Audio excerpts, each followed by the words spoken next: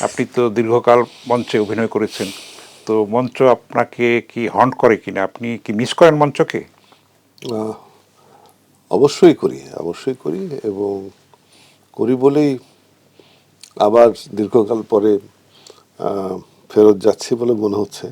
এর আগে একবার একটা নাটক নিয়ে যাত্রা শুরু করেছিলাম।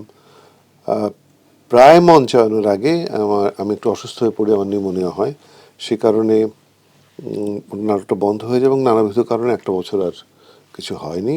কিন্তু অতি সম্প্রতি আমরা আবার মহড়া শুরু করেছি। আশা করছি যে হয়তো পরের মাসে খুবই সুসংবাদ আহ, এটা। অভিনয়ে, মঞ্চ অভিনয়ে আবার আহ, যেতে পারছি।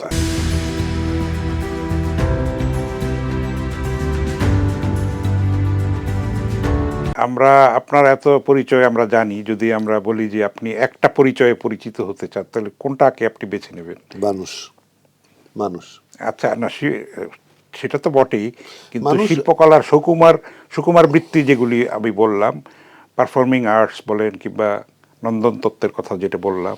হ্যাঁ, আমার মনে হয় যে প্রথমে একজন মানুষকে, আহ, আমি প্রকৃত মানুষকে না, মানে আমার হাত পা আছে, চোখ নাক মুখ আছে, সেজন্য আমি মানুষ তা তো নয়।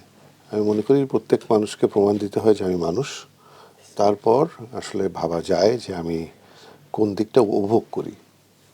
কিন্তু আমার যদি 10টা পরিচয় থাকে, আমি মনে করি যে প্রথম মুখ্য পরিচয় হচ্ছে মানুষ।